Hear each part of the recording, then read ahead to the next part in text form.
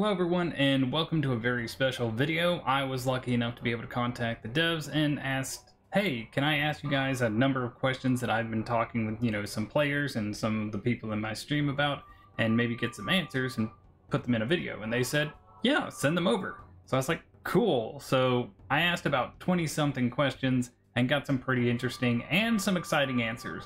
So I'm going to go ahead and start through them. And hopefully you guys will get some information that you didn't have before, maybe some information that's going to excite you for the future. Let's dive right in. So the first question I asked was, I've spoken with several players while playing who are upset about the amount of hackers in games to cheat and people hacking achievements. Are there any plans to change or, fix this? And the devs responded with, totally understandable, and it is frustrating. We are aware that cheating is an issue, as it is for many smaller online indie games where players are trying to grind or hit certain achievements. We have as much anti-cheat in place as possible at present. Unfortunately, a much wider anti-cheat system is a huge amount of work to implement and maintain, and at present, with a small team, it's not really possible. So right now, they have as much anti-cheat in the game as they can. If you're playing with somebody and you know that they're cheating, best thing that you can do is basically just leave the game or vote to kick them out of the game, because if you're wanting a legitimate experience, that's the only really real recourse that you have. Other than that, you might be able to go on to Discord and, let people know, but I don't think anything's going to happen just now. Again, it's a smaller, 10-man team that's making Devour, so when it comes to stuff like this, we just have to wait until, they can afford to get more people in, and maybe these problems will get focused down. Understandable. Nothing that you can really hold against them. After this, I asked, have you considered giving players who attempted higher level difficulties or solo attempts higher amounts of XP to compensate for the amount of time they invest compared to easier levels of play, or with fewer people, since the last time investment is significantly different? And I think, honestly, that I'm going to give you the answer that they gave me, but I think I worded this question poorly. So the answer the devs gave was, as with many level games, the gap between levels is designed to increase steadily as they get higher. This is to give players something to grind for. We're aware that putting increasing amounts of time definitely isn't everyone's cup of tea. However, we have been surprised by how quickly players are able to achieve the higher levels. We originally implemented our max level 666 as a sort of developer in-joke, not expecting anyone to reach it, but we have multiple players now who have it. Now, this is something I completely understood, didn't hold against them, and didn't care about.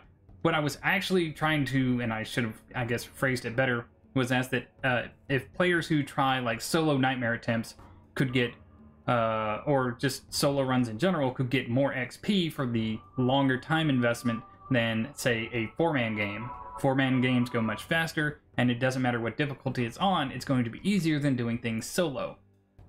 So I guess the question probably should have been phrased as, do people who try to do, could people who try to do solo runs get more XP to compensate for the longer amount of time that they're in a match than they would if they were in a 4-man game? But, that's just my poor wording. Maybe if the devs are watching this, they can answer. We'll see. Okay, so the next question I asked was, with public games being a bit of a jumble, have you considered adding a timer that will start the match within 30 seconds of 3 non-hosts being ready? We got a really quick, simple answer. We've not considered this, as far as I'm aware, but I'll make a note.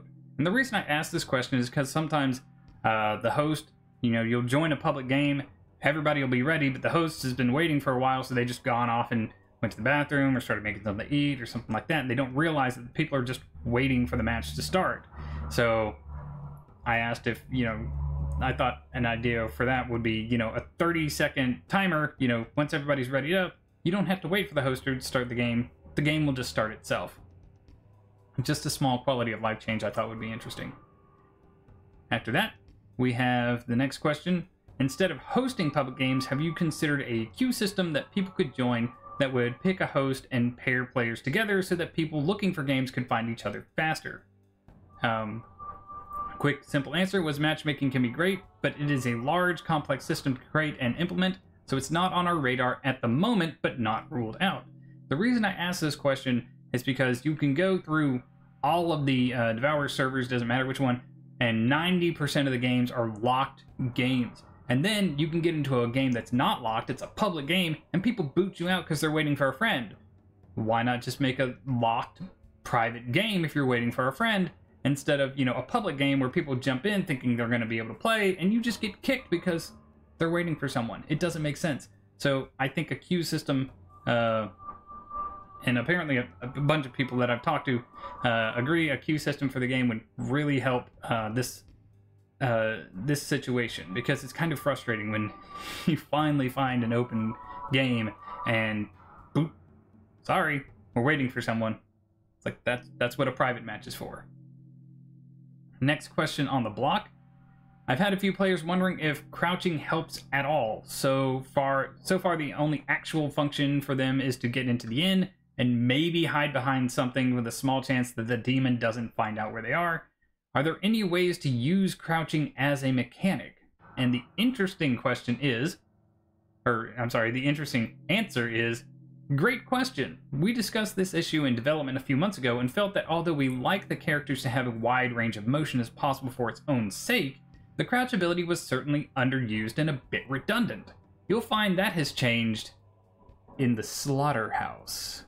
So there you have it. The Slaughterhouse is actually going to be implementing crouching as some part of a mechanic for its game, or for its match. We're actually getting something to do in the Slaughterhouse that is going to be unique to every other match just because it implements crouching. So I'm going to be interested to see how this goes. Are we going to be going through ductworks?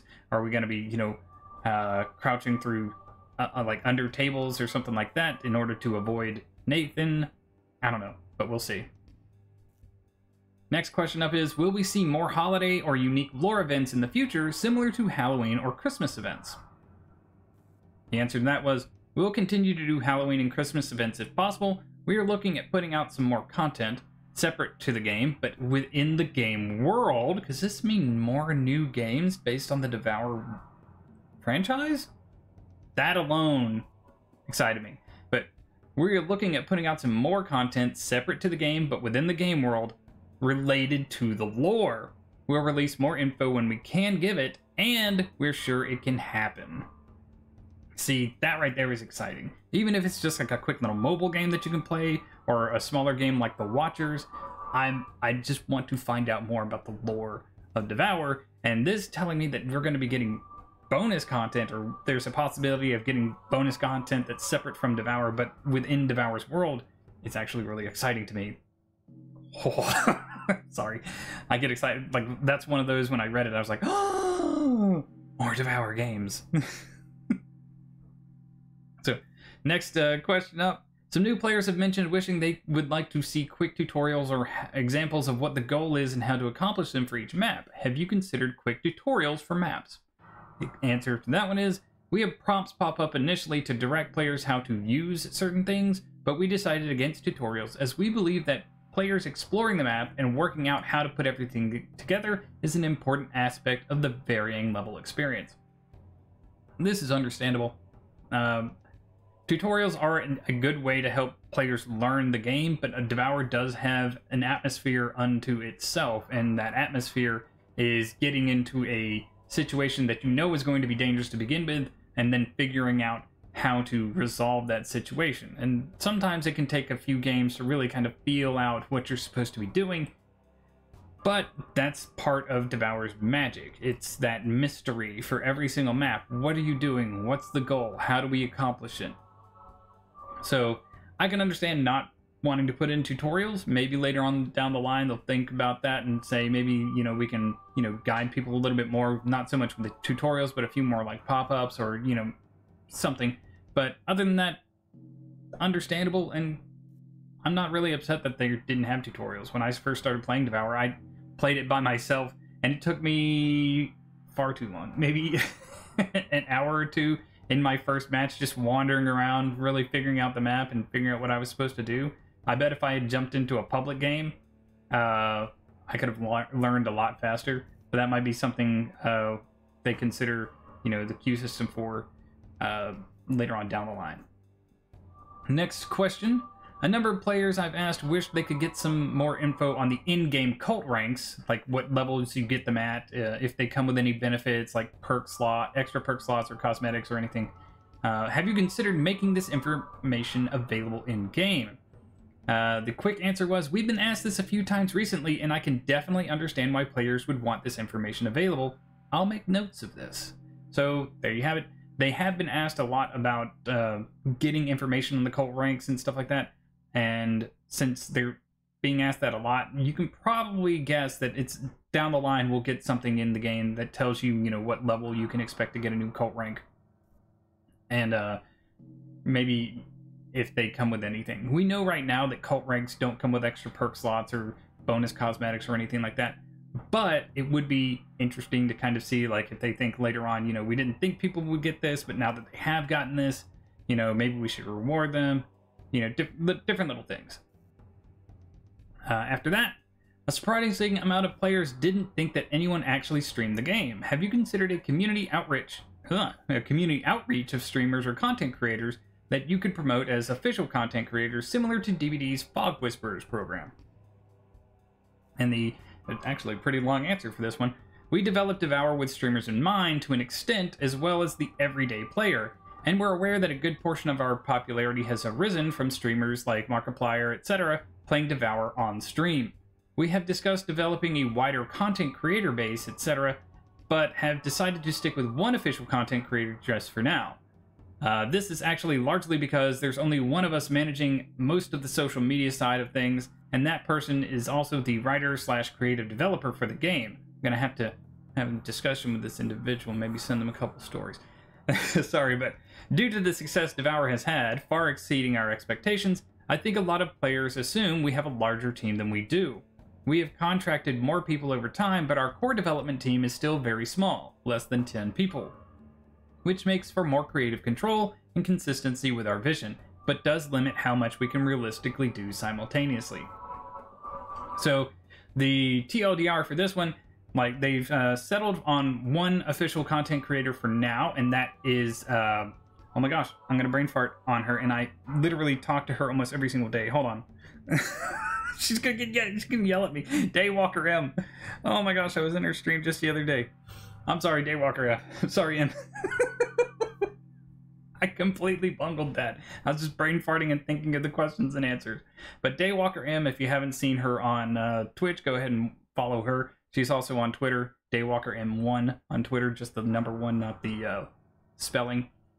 She is the current only official content creator for Devour, but they are looking at expanding that later on down the line. They'd like to be able to do stuff like that and see what they can do with more content creators. Next question up is also, M, please forgive me for brain farting your name while I was in the middle of this. Just right out of my head for some reason. Next question. Some players have mentioned that they would like an in-game friends list so they could invite people into private games faster or join a group and queue into matchmaking. People seem to really want a queue system.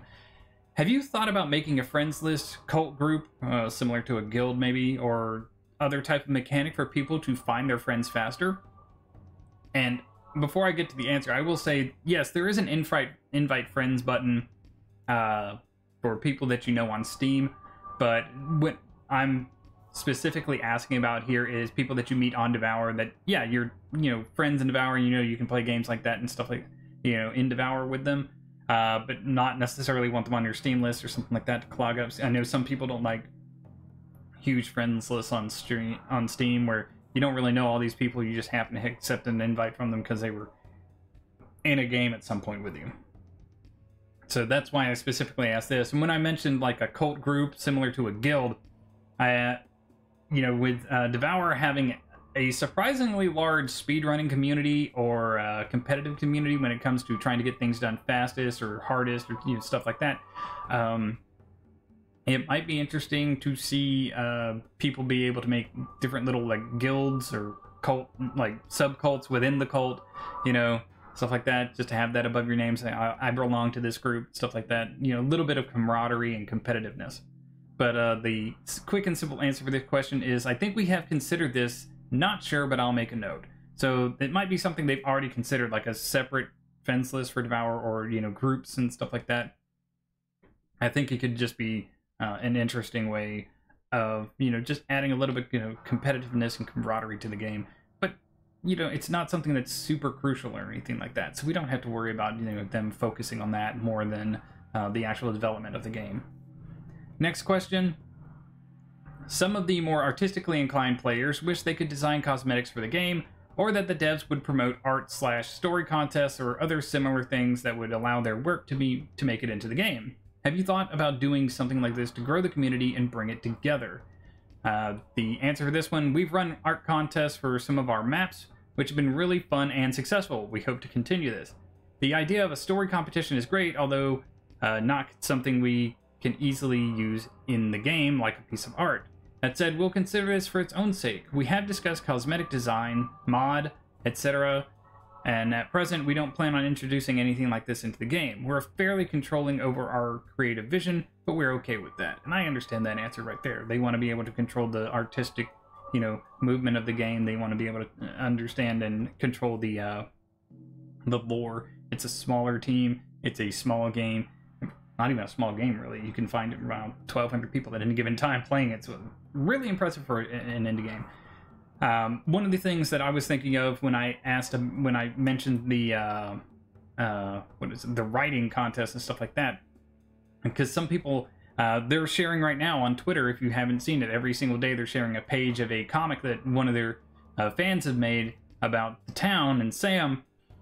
But the reason I mentioned writing is because sometimes, you know, you can find the little pieces of paper that give you journal entries and stuff like that. So maybe, you know, art contest or writing contest, they could implement a book that you could literally click on and just read through the story that a player made that they approved to be, as, you know, part of the lore in different maps. Art contests, stuff like that. Maybe, you know, designing a cosmetic or whatnot. Little things that, you know, obviously they would have to approve. Yeah, this looks like it could fit into the lore. This looks like something we would like to have in the game.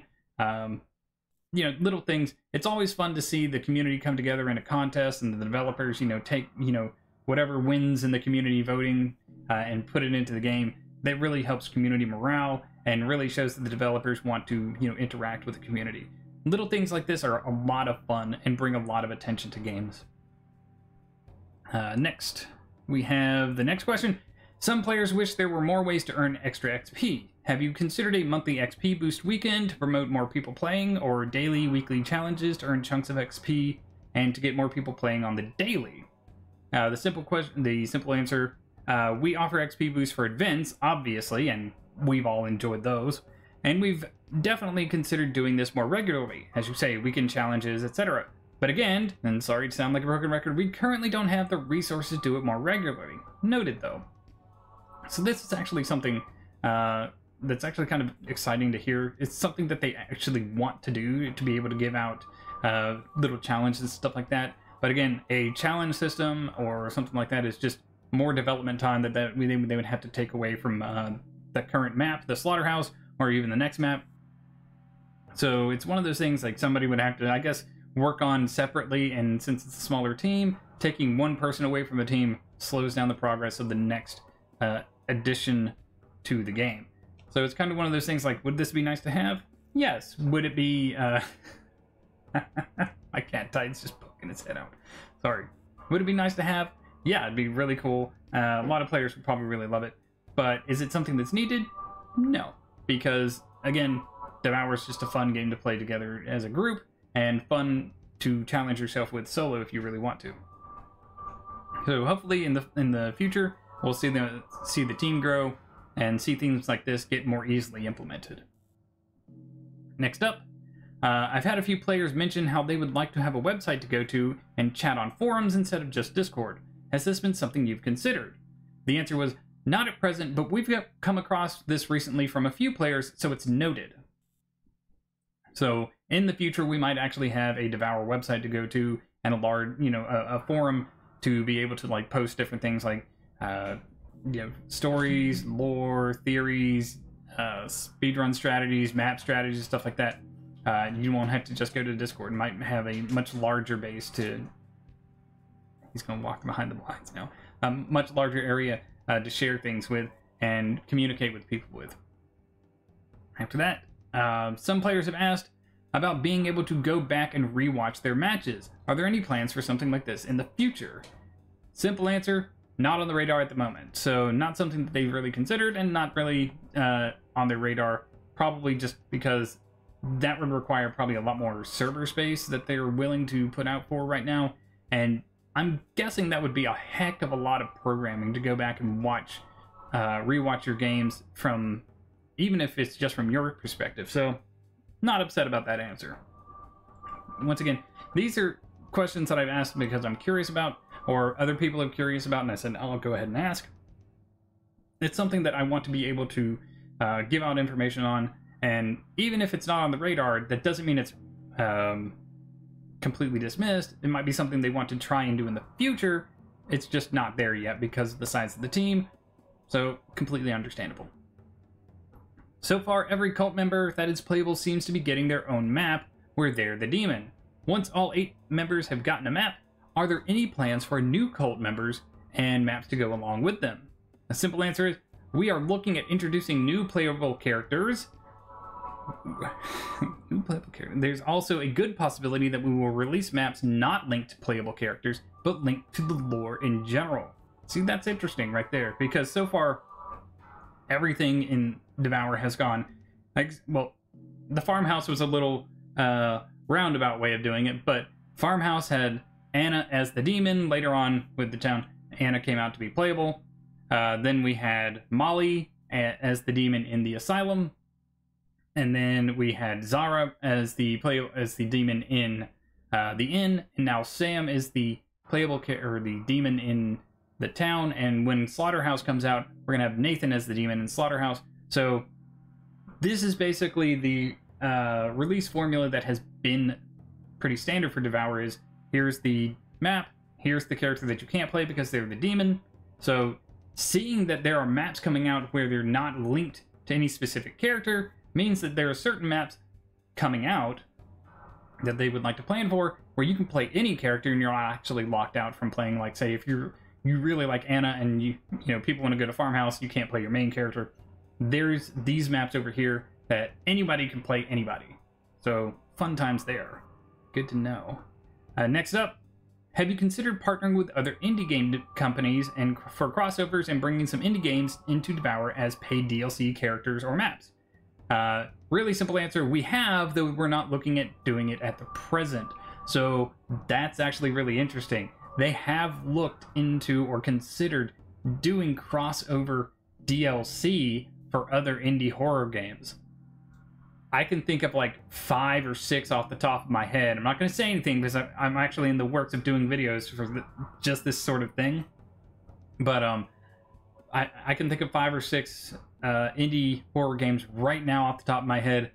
I'd be like, oh, it'd be awesome if they had this person as the, character and as their own demon form or something like that. Or, maybe bring in this map from this game.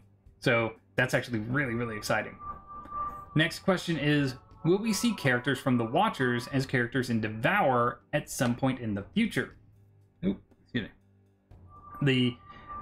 The cheeky little answer was Ana Puerta is a story character from The Watchers. Not wrong. But if you mean in terms of playable characters, yes, we are definitely considering this. Personally, I'd love to play as Luisa or Federico in Devour. They have... Okay, so this is actually a really cool bit of information. I wonder if they'll link the game somehow with a bit of cross-promotion, or if they'll just say, hey, we're taking these characters from this game, and we're finally putting them into the bigger game, which is Devour. That's actually really exciting. Knowing that if they make other games, like we found out in the, one of the earlier questions, they're considering making other content and stuff like that that isn't in Devour, about the Devour lore, maybe those characters also will show up in Devour. But seeing that they're definitely considering bringing characters from The Watchers and putting them into Devour, that's really exciting. Alright, so a number of players have mentioned wishing to see more game modes. Some have speculated about being the demon against AI-controlled cultists, or a 4v1 asymmetrical mode, similar to Evil Dead or Dead by Daylight. Are there any plans on new game modes, or would you like to consider adding new game modes sometime in the future? The answer to this one was, we discussed 4v1 early on and decided against this. This is highly unlikely to change, as we have always wanted to focus on Devour to be a co-op gameplay game. Okay, so they considered 4v1 interesting. They considered that early on in the development, so that's something I genuinely didn't know. But they kind of want to focus on co-op gameplay, which that's the reason I really like Devour. It's co-op. You're competing with people, not against people. So even when you're like doing speed runs and trying to compete like that, it's still a co-op game. Everybody's working towards the same goal. I like that. Let's see here. Next up, some players, myself included, have lamented that basically every way to beat a map comes with a cosmetic except for solo runs. Are there any plans to reward players who beat the game in its most difficult setting, like solo nightmare runs or solo runs in general? The very exciting answer to this is a good point. I'll make a note and pass it on. By the way, kudos to anyone who beats any map on solo nightmare. I haven't done it. I have. I've gotten them all finally, except for Slaughterhouse, and that's gonna be a grind. But that's exciting to see that that's something that they think is actually a really good point, because if you beat farm, if you beat farm on normal, you get a cosmetic. If you beat farm on hard mode, you get a cosmetic. If you do something else for farm, like burn 1,000 goats or something like that, you get a cosmetic. But if you do it solo, which is infinitely harder than a 4-man, you only get an achievement. So hopefully down the line we'll see something like, solo mode reward robes, or solo mode reward pets, or something like that. But it's exciting that they think that's a good point and something that they actually want to do. Next up, I've had some players ask if there will be more cosmetics / benefits for supporter edition owners. Do you have any plans that you could share on that, if there's any? And unfortunately, no plans at present. So, at the moment, no plans, but maybe in the future, we might get something for being supporter edition owners. Next up, have you thought about doing Twitch Prime gaming codes for bonus XP or ritual tokens or cosmetics? The answer was yes, but we're not especially involved with Twitch in that way. We might implement something like that in the future if we have the resources to do so, but that's fairly unlikely at the present. So they would actually really like to do this. That's kind of exciting to see, because I would be all over that. The moment a new game code came out for Devour, I'd just be like, oh, gotta put that in quick. Especially if it was an interesting cosmetic. Yes, please. I love the Devour cosmetics. They're always pretty like sleek and really awesome. But like, I have to say that I personally think that Ana Puerta's Mistress of Sin cosmetic, amazing. Easily the best cosmetic in the game for me. Right up there with the like the Jack-o'-lantern cultist outfit. Those two are like so awesome. Next up, with the new demonic designs like Zara's spider form, Sam's distorted cowboy form, and the preview of Nathan's slaughterhouse form, are there any plans for going back and giving Ana and Molly more demonic-looking forms? The answer to this was no. We're pretty happy with the variation in how the possession presents differently for different demons, e.g. some with more physical appearance, some with sounds or body movements, etc. And that's, understandable. These characters right now, they're all pretty iconic in the way they look, especially for, seasoned players. Ana's, she's got the, she's a little bit elongated, stretched out. She's got the burn marks and everything. Molly, her hair's all fried up. Her eyes are like sunken into her face. Her mouth is super wide and distorted. Her body's all charred up. So it's one of those things that I think might be interesting to see, like, if they update the graphics and stuff like that, if they decide for like redesigns down the line and stuff like that. But right now, it's just something I was kind of curious about, to see like, okay, now we're seeing like Zara came in with a spider form, and Sam's like super huge with like the half of his face burnt off and everything like that. So I didn't know if there was going to be something like, if they wanted to go back and maybe like tweak the designs a little bit, but don't care if they do one or the other. I was just kind of curious if they had thought about it. And the final question, with cutscene endings being the norm for the asylum, the inn, and the town, are there any plans to go back to the farmhouse and give it an immediate cutscene ending instead of waiting for Anna to float over to the ritual area? And the very simple answer was, I'm not certain, but I strongly suspect this is somewhere in the backlog, yes. So, if you're not aware, and I'm pretty sure you are aware if you're actually watching this video, when you beat the farm, you don't immediately win. You have to wait to find out, and you have to wait for Anna to, like, stop moving, and then she hunches over and just slowly floats over to the ritual area, and that's when you win, when she finally reaches that. They have sped this up considerably, but in all the other maps, the moment you fry that last rat in the asylum, boom, you get a cutscene where Molly's dragged over to the area, and she gets electrocuted and goes in. Azazel is defeated. In the inn, you get the cutscene where Zara comes out in the cave and all the spiders eat her. And in the town, you get the cutscene where Sam is strapped to the post and is burned alive inside the church. So I was just wondering if there was going to be a little bit more consistency with that, going back to the farmhouse and just saying, okay, bloop, you win. Here's the cutscene. Don't have to wait for Anna anymore. But just something I was curious about. But those are all the questions that I was able to ask the developers. If you have other questions you want me to try and ask and see if I can get another round out of them, let me know down in the comments. I'm more than happy to take the time to see if I can get them answered for you. If you're interested in any of the answers, if you're excited about anything that they've confirmed in the answers, let me know down in the comments. Me personally, I'm excited about the fact that we know that we're getting we're possibly getting, I should say, extra games based on the Devour lore, bringing in characters from things like the Watchers into Devour, and the fact that they've actually looked at possible like crossover DLC to bring other indie horror characters into Devour.